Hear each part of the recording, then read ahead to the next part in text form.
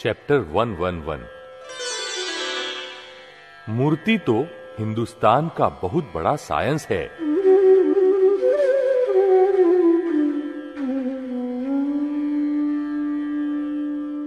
आधुनिक विज्ञान ने भौतिक समृद्धि के साथ साथ अशांति की भेंट भी मनुष्य को दी है। शांति की खोज में पहले कभी नहीं थी उतनी भीड़ आज मंदिरों में देखने को मिलती है। त्योहारों में तो मंदिरों में जैसे पांव रखने की जगह नहीं मिलती। कुछ लोग तो नियमित रूप से मंदिर जाते हैं, फिर भी लोगों को शांति क्यों नहीं मिलती? भगवान प्रसन्न क्यों नहीं होते? क्योंकि भगवान के यथार्थ रूप में दर्शन करने की सही रीत ही नहीं जानते। भगवान निष्पक्षपाती है, अभेद है। जीव मात्र में अभेद भाव से रहे हुए भगवान की भक्ति प्रार्थना भी अभेद रूप से ही करनी चाहिए। अक्रम विज्ञानी दादा भगवान ने दर्शन का सही तरीका बताते हुए कहा है कि आप जब भी मंदिर में जाएं, तब भगवान की मूर्ति के सामने खड़े रहकर हाथ जोड़कर इस तरह से प्रार्थना बोले। हे अंतर्यामी परमात्मा, आप हर एक जीव मात्र में विराजमान हैं और मुझ में भी विराजमान है। आपका स्वरूप वही मेरा स्वरूप है। मेरा स्वरूप शुद्धात्मा है। हे शुद्धात्मा भगवान, मैं आपको अभेद भाव से अत्यंत भक्तिपूर्वक नमस्कार करता हूं। अज्ञानता के कारण मैंने जो दोष किए हुए हैं उन्हें मन में जाहिर करें। मैंने जो दोष किए हैं उन सभी दोषों को आपके समक्ष जाहिर करता हूं। उनका हृदयपूर्वक खूब पश्चाताप करता हूं और आपके समक्ष क्षमा प्रार्थना करता हूं। हे प्रभु, मुझे क्षमा करें, क्षमा करें, क्षमा करें। और फिर से ऐसे दोष न करूं, ऐसी आप मुझे शक्ति दे। हे शुद्धात्मा भगवान, आप ऐसी कृपा करें कि हमें भेदभाव मिट जाए और अभेद स्वरूप प्राप्त हो। हम आप में अभेद स्वरूप से तन्मयाकार रहें। मैं देह हूं, यह भेदभाव है। मैं शुद्धात्मा हूं, यही अभेदता है। ऐसी अभेद प्रार्थना करने से फल बहुत ऊंचा मिलता है। आत्म साक्षात्कार के लिए भक्त और भगवान का भेद नहीं चलता। स्वरूप से, आत्मा से एक ही है सब। इस प्रार्थना के साथ साथ भगवान से यह भी मांगे, हे भगवान, आप मेरे भीतर ही बैठे हैं, किंतु मुझे इसकी पहचान नहीं हुई है। अतः मैं आपकी मूर्ति के दर्शन करता हूं। मुझे स्वयं इसकी पहचान हो, ऐसी आप कृपा करें। जहां भी जिस मंदिर में जाए, वहां इस तरह से दर्शन करें। सभी भगवान तत्व रूप से एक ही है, सिर्फ नाम भिन्न भिन्न है। जब तक समकित नहीं हुए, तब तक व्यवहार के देव की जरूरत है। स्वरूप का ज्ञान होने के बाद निश्चय के देव की जरूरत है। व्यवहार के देव मूर्त होते हैं और निश्चय के देव अमूर्त। मूर्ति तो परोक्ष प्रमाण है, परोक्ष भजना है। जब तक मूर्त में देह में रहते हैं, तब तक मूर्ति की भजना करें। अमूर्त की प्राप्ति नहीं हुई, तब तक मूर्ति को जड़ नहीं कह सकते। मूर्ति पहली कक्षा के लिए है, ज्ञान जीवों के लिए नहीं। फिर भी पहली कक्षा की भी जरूरत तो है ही। उसे पास करने के बाद ही आगे की कक्षा में जा सकते हैं। जिसने अमूर्त को जाना नहीं, देखा नहीं, सुना नहीं, खुद के दरअसल स्वरूप की पहचान नहीं, वे मनुष्य कहां जाएंगे? इन सब के लिए मूर्ति की जरूरत है। जब तक रौद्र ध्यान हो, दूसरों को पीड़ाकारक ध्यान हो, तब तक मूर्ति के दर्शन करें, क्योंकि जब तक आर्त ध्यान रौद्र ध्यान है, तब तक अमूर्त का अनुभव नहीं हो सकता। मूर्ति को यदि आप जड़ कहते हैं, तो आपने देखा हो ऐसा एक भी चेतन तो बताइए। इन पंचेंद्रियों से जो कुछ दिखाई देता है, अनुभव होता है, वह सब अचेतन है, मूर्ति ही है।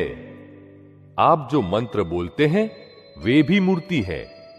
पवित्र जगह भी मूर्ति ही कहलाती है ना। अतः मूर्ति को द्वेष से नहीं देखना चाहिए। वितराग भगवान की जो मूर्ति है, वह सर्वमान्य है। उसमें भगवान की प्रतिष्ठा नाम सहित की गई है। भगवान कौन है, कैसे है, वह सारी जानकारी होती है। वितराग भगवान की मूर्ति के प्रति तो लोगों को बड़ी श्रद्धा के भाव होते हैं। वितराग भगवान की मूर्ति हमें क्या सिखाती है कि आपको यदि मोक्ष में जाना है, तो एक भव के लिए पालथी लगाकर बैठे रहिए, अर्थात मशीनरी बंद करके बैठे रहिए।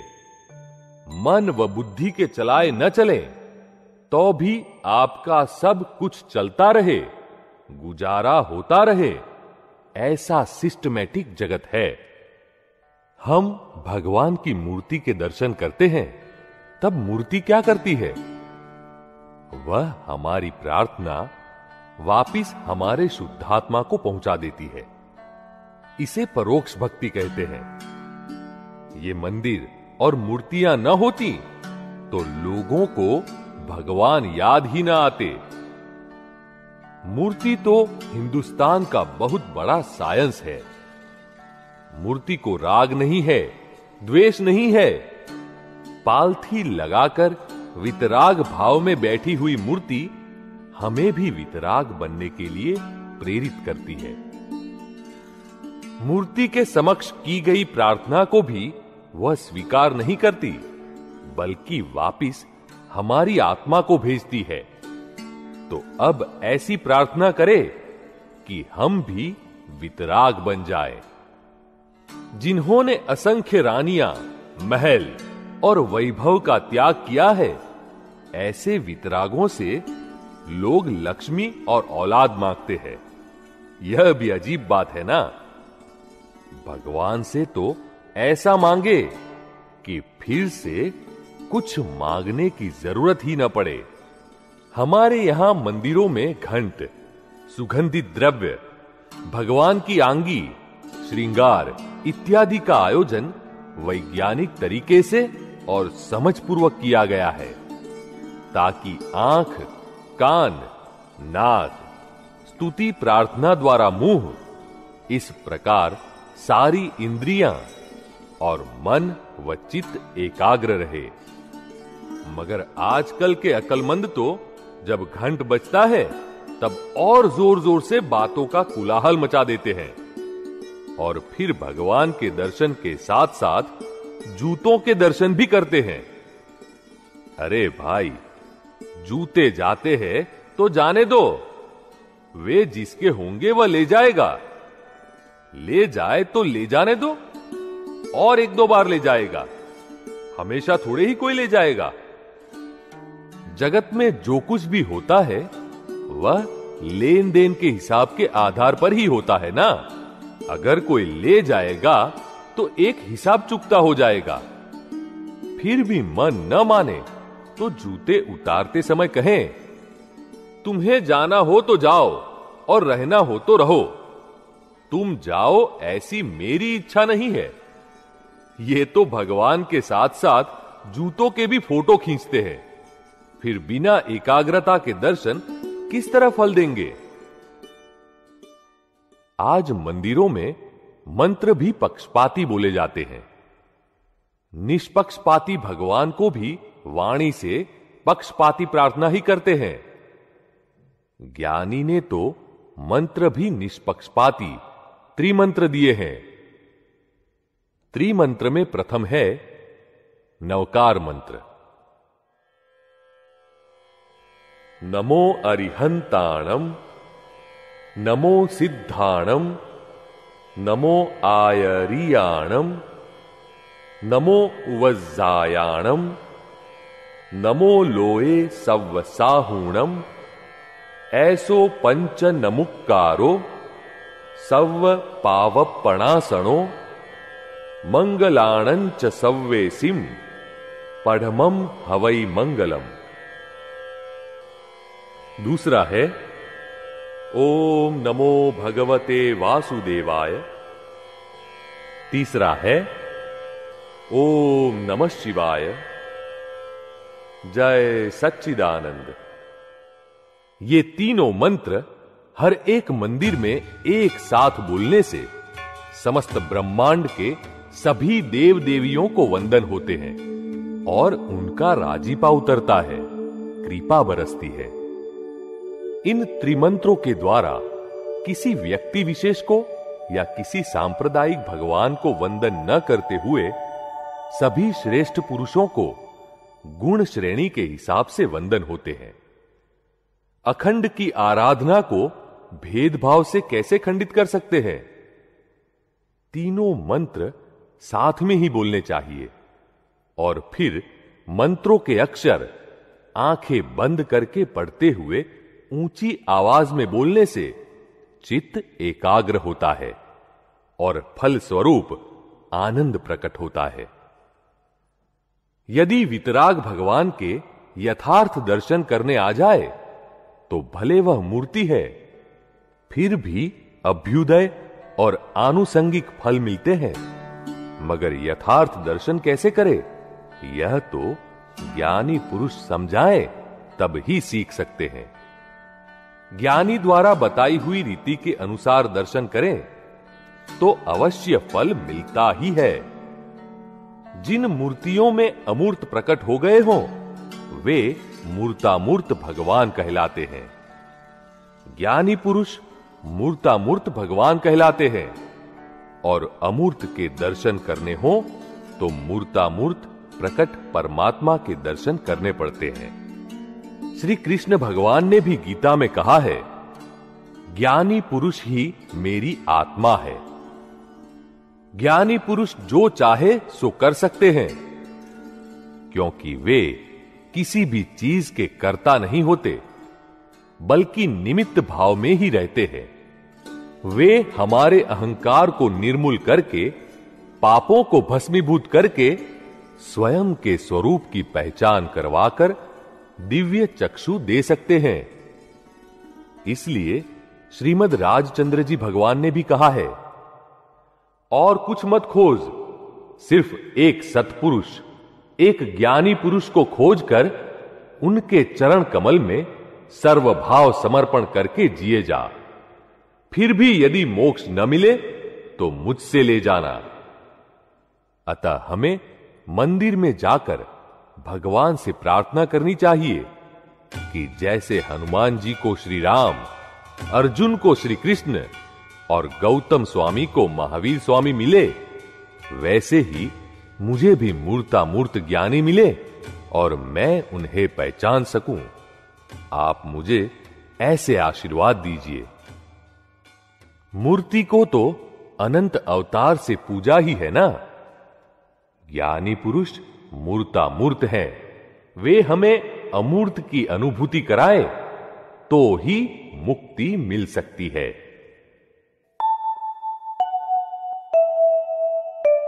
हाइलाइट्स। जब तक मूर्त में, देह में रहते हैं तब तक मूर्ति की भजना करें। जब तक समकित नहीं हुए तब तक व्यवहार के देव की जरूरत है। स्वरूप का ज्ञान होने के बाद निश्चय के देव की जरूरत है। व्यवहार के देव मूर्त होते हैं और निश्चय के देव अमूर्त। जिन मूर्तियों में अमूर्त प्रकट हो गए हों वे मूर्तामूर्त भगवान कहलाते हैं। ज्ञानी पुरुष मूर्तामूर्त भगवान कहलाते हैं, और अमूर्त के दर्शन करने हो तो मूर्तामूर्त प्रकट परमात्मा के दर्शन करने पड़ते हैं।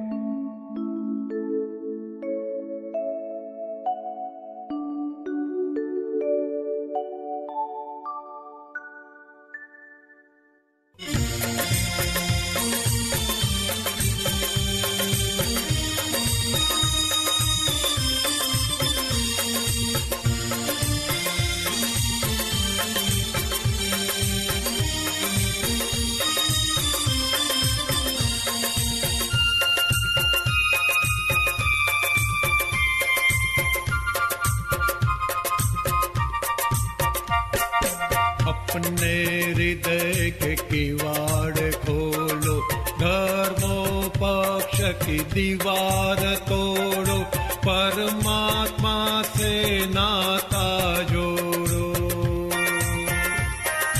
दादा दादा बोलो भगवन बोलो, दादा दादा बोलो भगवन बोलो।